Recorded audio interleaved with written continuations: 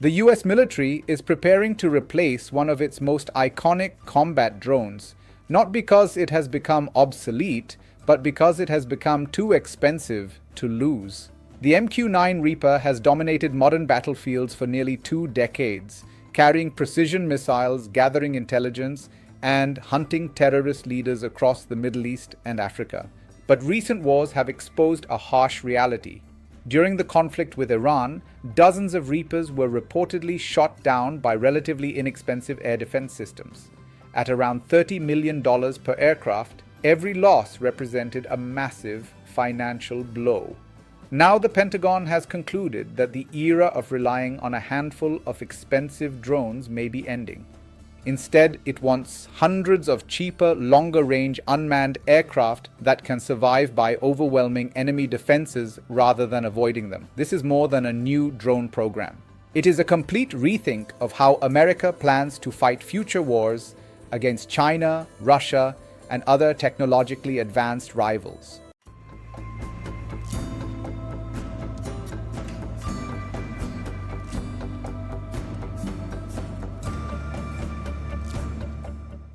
The MQ-9 Reaper entered service in the mid-2000s and quickly became the backbone of America's unmanned warfare strategy. Built by General Atomics, it can remain airborne for more than 24 hours, fly thousands of kilometers, carry Hellfire missiles, precision-guided bombs, and advanced surveillance equipment. For years, the Reaper operated in permissive environments. That means battlefields where the enemy had little or no modern air defense capability. In Afghanistan, Iraq, Syria, and parts of Africa, the aircraft could fly almost freely while supporting ground forces and conducting intelligence missions.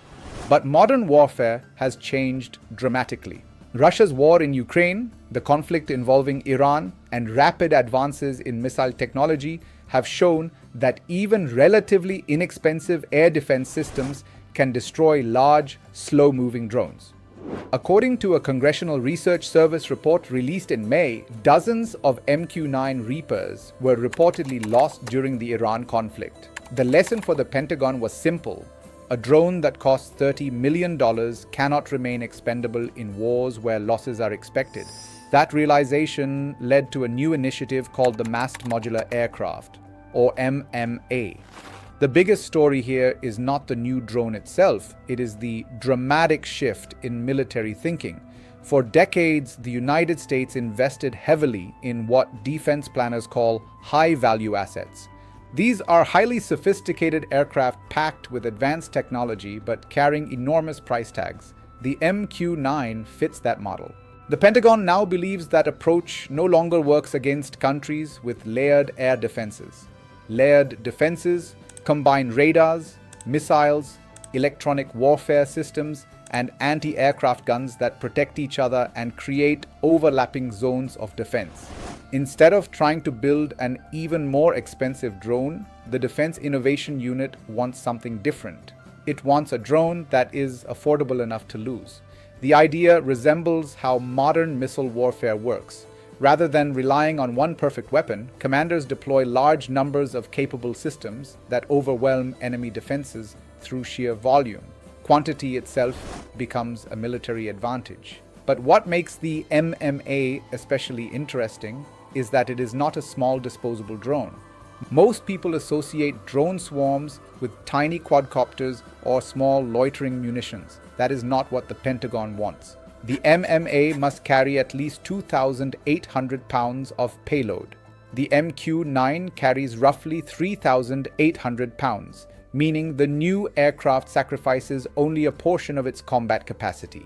Its required combat range exceeds 2,300 nautical miles without refueling, while its transfer range reaches an extraordinary 8,000 nautical miles. It must also fly at speeds above 200 miles per hour and operate from relatively short runways or improvised airfields.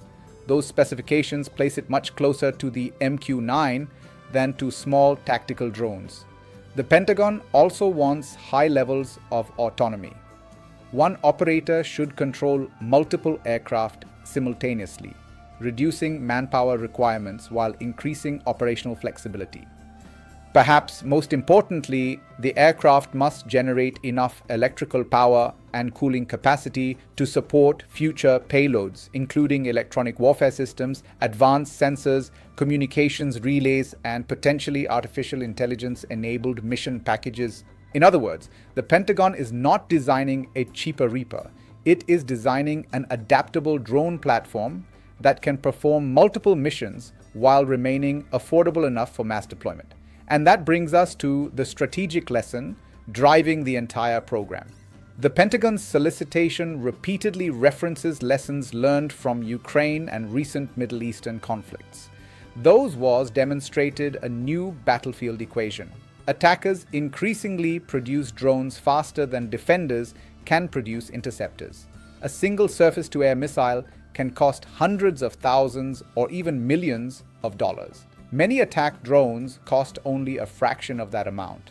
Even when defenders successfully shoot down incoming drones, they may lose economically.